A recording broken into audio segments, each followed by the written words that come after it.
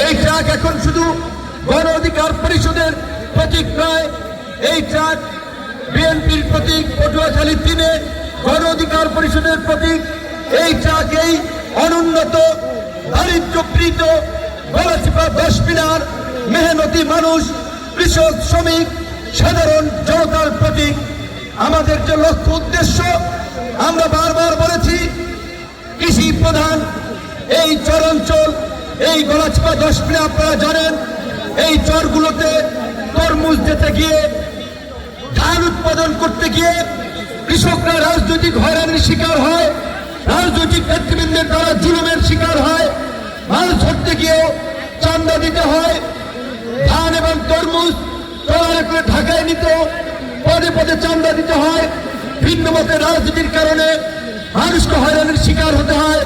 সময় মতো সিন্ডিকেটের কারণে কৃষক সার পায় না, বীজ পায় না, ওষুধ পায় না।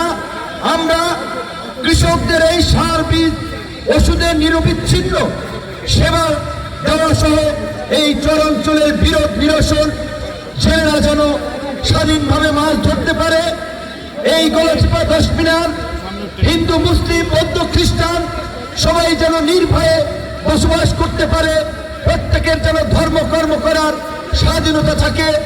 এই সমাজের অর্ধেক অংশই নারী, সেই নারীদের জন্য একটি নিরাপদ সামাজিক ব্যবস্থা, আমাদের মা বোনেরা, আমাদের ছোট শিশুরা ছোটখাটো অসুখ আক্রান্ত হলেও পটুয়াখালী যেতে হয়, বরিশাল যেতে হয়, কারণ এই গলাচিপায় উপজেলা হসপিটালে পরিপূর্ণ চিকিৎসা হয় না। আমরা চাই উপজেলা পর্যায়ে একটা মানসম্মত চিকিৎসা সেবা নিশ্চিত করা। আমাদের এই উপজেলার চরাঞ্চল থেকে শুরু করে পৌর এলাকার রাস্তাগুলোর বেহাল দশা, আমরা চাই এই রাস্তাগুলোকে পরিকল্পিতভাবে সুন্দরভাবে সড়কগুলোকে গড়ে তোলা। আমাদের এই কৃষক, শ্রমিক, মেহনতি মানুষের সন্তানদের যেন অর্থের অভাবে পড়াশোনা বন্ধ না হয়ে যায়, কোন মানুষ যেন বিনা চিকিৎসায় মারা না যায়, আমরা সেই বিষয়গুলো নিশ্চিত করতে চাই। সর্বোপরি এই দেশের এই জনপদের উন্নয়নের জন্য, এই জনপদকে এগিয়ে নিতে, এই জনপদের মানুষের জন্য একটি সুখী সমৃদ্ধ গলাচিপা 10 মিনার গড়ে তোলার জন্যই আমি এই এলাকা থেকে প্রার্থী হয়েছি।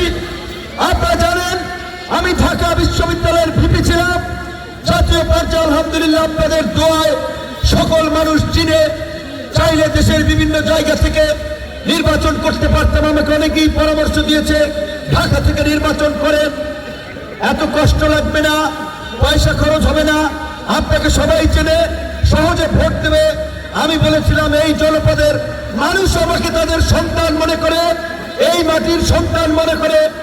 আপনারা জানেন আমি ছাত্রদের অধিকার আদায়ের জন্য 2018 সালে সেই কোটা সংস্কার আন্দোলন থেকে কৃষকের অধিকার, শ্রমিকের অধিকার, গার্মেন্টস কর্মীর অধিকার কিংবা মানুষ যখন অন্যায় বিচারের শিকার হয় সেটার প্রতিবাদ করেছি, মজলুমদের পক্ষে কথা বলেছি এবং সেই কথা বলতে গিয়ে অসংখ্যবার রক্তাক্ত হয়েছি, হামলার শিকার হয়েছি, কিন্তু জীবনে কাউকে কারো বিরুদ্ধে কোনো মামলা দেই নাই, কারো বিরুদ্ধে কোনো হামলা করি নাই, কাউকে কোনো কটু কথা বলি নাই, কারণ আমরা প্রতিহিংসা, প্রতিশোধের রাজনীতিতে বিশ্বাস করি না।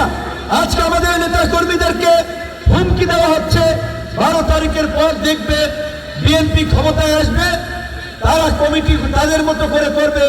আমি একটা কথা আপনাদেরকে বলে চাই, বিএনপি রাজনীতি করে দেখেছেন তো, তারেক রহমানের সিদ্ধান্তকে বিভ্রান্তি দেখিয়ে স্বতন্ত্র প্রার্থী হয়েছেন, নানান ধরনের অপপ্রচার এবং প্রোপাগান্ডা করছেন, ভয়ভীতি ছড়াচ্ছেন, তাদের রাজনীতির কবর হয়েছে। কারণ বিএনপি করলে তারা তারেক রহমানের সিদ্ধান্তের বাইরে যেতে পারে না, দলীয় সিদ্ধান্তের বাইরে যেতে পারে না। আজকে আমাদের এখানে একজন নেতা দেখেছেন 2018 সালে গোলাম মাওলা রনি ভাইকে দিয়েছে, অর্থাৎ তার সেই যোগ্যতা না থাকার ফলেই 18 সালে রনি ভাইকে দিয়েছে, এইবার আমাকে দিয়েছে। তিনি হিংসা বিদ্বেষে মানুষকে ভয়ভীতি দেখিয়ে, হুমকি ধমকি দেখিয়ে, আমি শুনেছি ওই চর বোরহানে, ওই চর কাজলের আপনার ওই কপালবাড়া, ওই বাংলার চর, এই গলাচিপা 10 মিনার বিভিন্ন এলাকায় মানুষকে ভয়ভীতি হুমকি দেখাচ্ছে। আজকে এসপি সাহেব নিজে এসেছে, উড়ানিয়ে দিয়ে গিয়েছেন। আজকে চর বোরহানে আমাদের সেনা সদস্যরা গিয়েছেন। কাজী নিজেকে যদি কেউ হনু ভাবে তাদের পরিণতি ভালো হবে না। প্রশাসন আপনাদের কিচ্ছু বলা লাগবে না, আপনারা প্রমাণ রাখবেন, অডিও ভিডিও রেকর্ড রাখবেন, প্রশাসন তাদেরকে দমন করবে। যারা নির্বাচনের পরিবেশকে নষ্ট করতে চায়, মানুষকে ভয়ভীতি দেখিয়ে মানুষকে নির্বাচনী কার্যক্রম থেকে বিরত রাখতে চায়, এই সমস্ত দুর্বৃত্তদের জন্য বর্তমান প্রশাসনই যথেষ্ট। আপনারা জানেন অন্তর্বর্তীকালীন সরকারের প্রধান উপদেষ্টা ডক্টর ইউনূস বিভিন্ন রাজনৈতিক দল বারবার বলছে আগামী নির্বাচন বাংলাদেশের জন্য একটি গুরুত্বপূর্ণ নির্বাচন, জনগণের ভোটে জনপ্রতিনিধি নির্বাচিত হবে। আমি মনে করি বিএনপি আমাকে অফিসিয়ালি সমর্থন দিলেও শুধুমাত্র বিএনপির ভোটেই জনপ্রতিনিধি হওয়া যাবে না। দল মত নির্বিশেষে আওয়ামী লীগ, বিএনপি, চরমোনাই, জামাত সকলের সমর্থন নিয়ে এই জনপদের সন্তান হিসেবে আপনাদের অধিকারের জন্য, বাংলাদেশের মানুষের অধিকারের জন্য আগামী 12ই ফেব্রুয়ারির সংসদ নির্বাচনে আপনার ডাক মার্কায় ভোট দিয়ে আমাকে যদি জয়যুক্ত করেন, আমি আপনাদেরকে অঙ্গীকার করতে পারি আমার জীবনের শেষ রক্তবিন্দু থাকা পর্যন্ত শুধুমাত্র আপনাদের কল্যাণ নয়, এই দেশের মানুষের কল্যাণে আমার জীবন উৎসর্গ করব। আমার বাবা কোনো শিল্পপতি নয়, বড় রাজনৈতিক নয়, সাধারণ পরিবার থেকে উঠে এসেছি। কাজে আমি আপনাদের মতোই একটি সাধারণ পরিবারের সন্তান। আপনারা আমার জন্য দোয়া করবেন। আমাদের মা বোনেরা, ভাইয়েরা, আপনাদের দোয়া চাই। আসসালামু আলাইকুম।